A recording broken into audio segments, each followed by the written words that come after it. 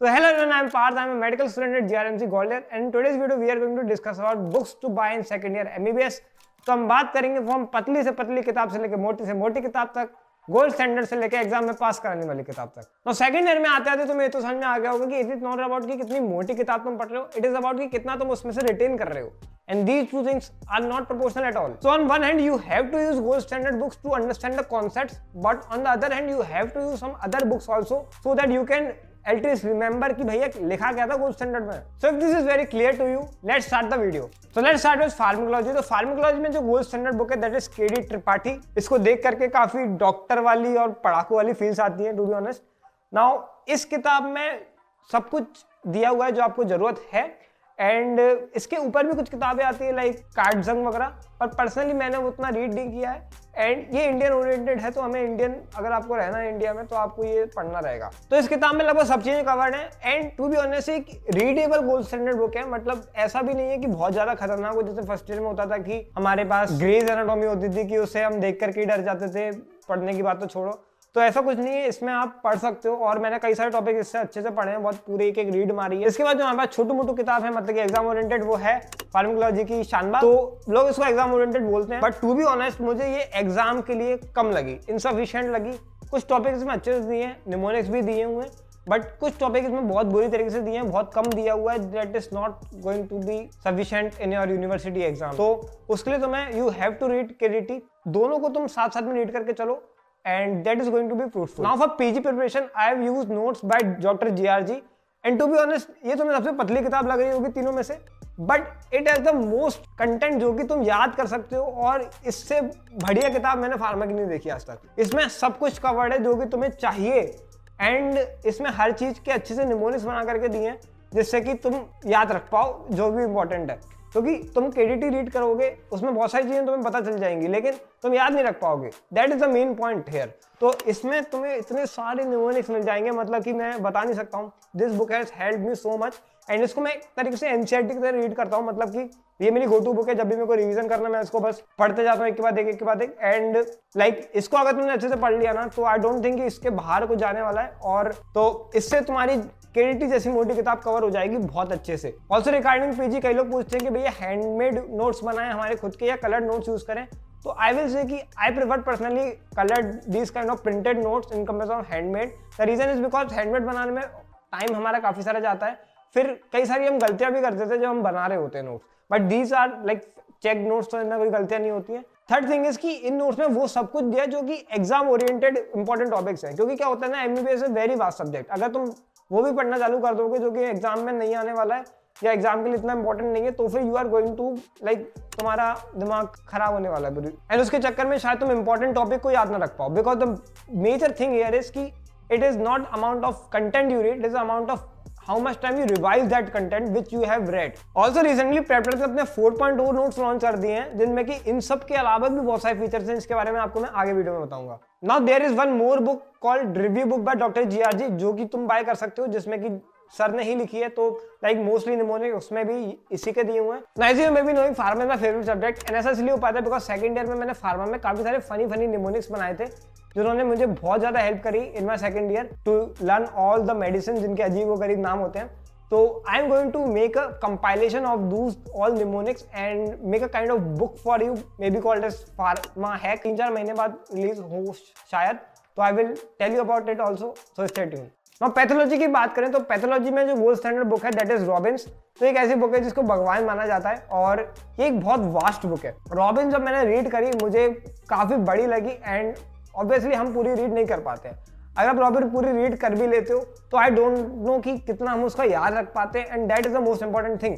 तो I have read Robbins and मैंने उसका पर्सनली हार्ड कॉपी नहीं लिया था, मैंने सॉफ्ट कॉपी अपने आईपैड पे पढ़ता था। That is something which I find more efficient for me because वो मोटी किताब है बहुत ज्यादा और उसे मैं लेकर के नहीं घूम सकता हूँ। द सेकंड मोस्ट इंपॉर्टेंट और can be called as gold standard book for pathology is Harsh Mohan. तो it is a Indian author book and ये थोड़ी मोर रीडेबल है रॉबिन से, हालांकि ये भी बहुत हार्ड है एंड इसको भी पूरा रीड कर पाना is almost impossible. And the third book which I have read which I like the most regarding pathology is this Ramdas Nayak which is also called exam preparatory manual.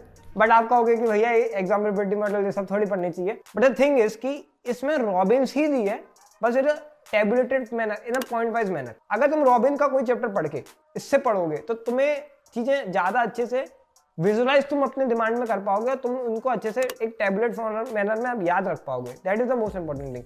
तो लाइक इसमें क्या दिया है, इसमें हर एक टॉपिक के ऊपर एज अ क्वेश्चंस के फॉर्म में दिया हुआ है। Like short note on lobular pneumonia, तो तुम्हें क्या लिखना चाहिए वो पूरा एक प्रॉपर दिया हुआ है, जैसे कि सिलेक्टिव एनाटॉमी अगर तुमने फर्स्ट टाइम यूज करी हो लगभग वैसा होगा। दिस इज समथिंग जो कि मुझे बहुत अच्छा लगता है इस किताब के बारे में। देखो किताब से कुछ नहीं होता है, अगर तुमने ये अच्छे से रीड करी है ना तो तुम्हें रॉबिन वाले से भी हो सकता है ज्यादा नॉलेज हो जिसने रॉबिन्स रीड करी है। हाँ, Robin is something which is very much important to read to understand the concepts. तो तुम क्या कर सकते हो, तुम्हें रॉबिन्स रीड करना है एंड उसके बाद तुम्हें इस किताब से जो भी जिस तरीके से अरेंज फॉर्मेट में दिया है उसे याद कर लेना है, तो तुम्हारे लिए सबसे बढ़िया हो जाएगा। फिर इसके बाद the third book which I preferred for pathology is PG notes of doctor स्पर्श Gupta sir.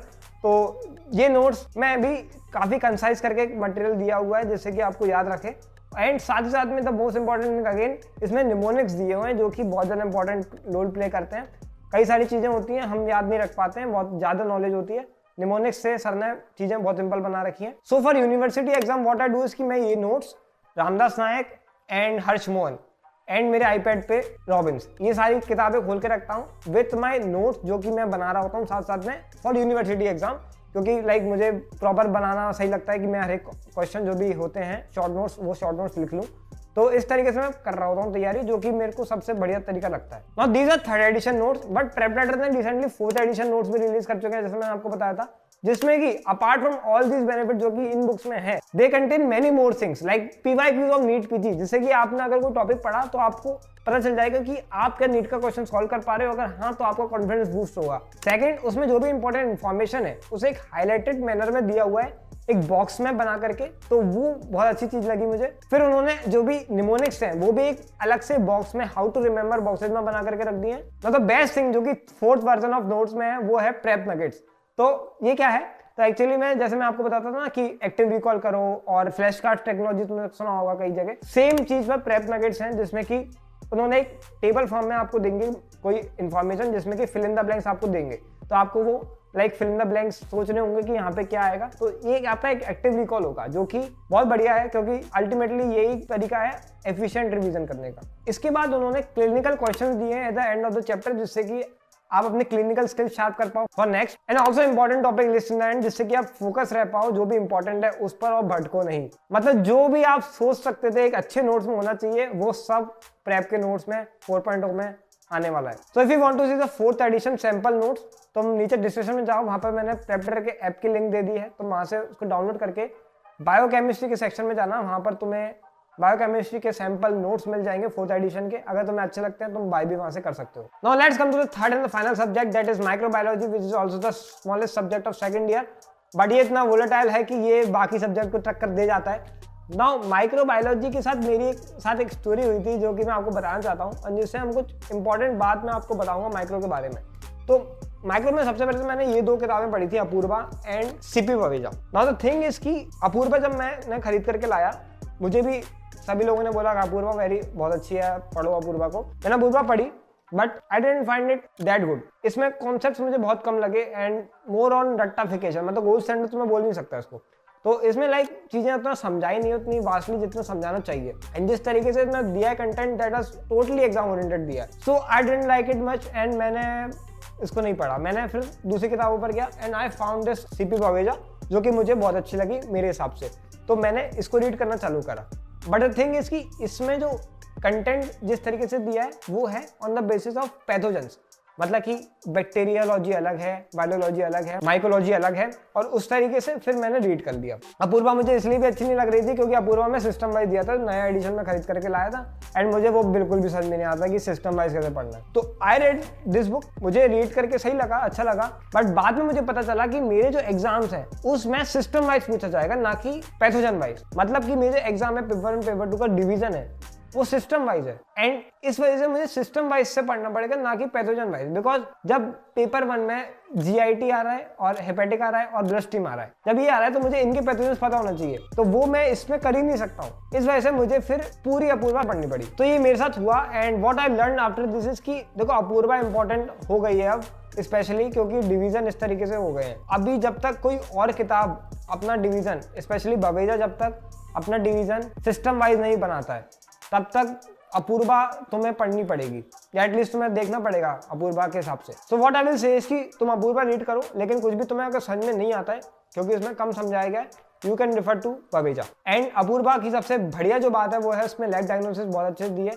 In microbiology the most important topic of any pathogen is lab diagnosis, and उसमें एक टेबल के फॉर्म में दिया रहता है, तो हमें इजी टू रिमेंबर होता है। So there are still many things left regarding how to study in second year exam. तो अगर तुम लोग बोलोगे I will make a separate video on it, and इसी के साथ वीडियो एंड होती है। देखो अब मैंने तुम्हारी इतनी हेल्प करी है, तुम भी मेरी थोड़ी सी हेल्प कर दो, वीडियो को लाइक कर दो प्लीज, एंड सब्सक्राइब कर दो चैनल को। एंड ऑल्सो एक वीडियो है तुम्हारे लिए स्पेशली मेरे पास, जिसमें कि मैंने बताया है क्या MBBS हार्ड है, ज्यादा बाय।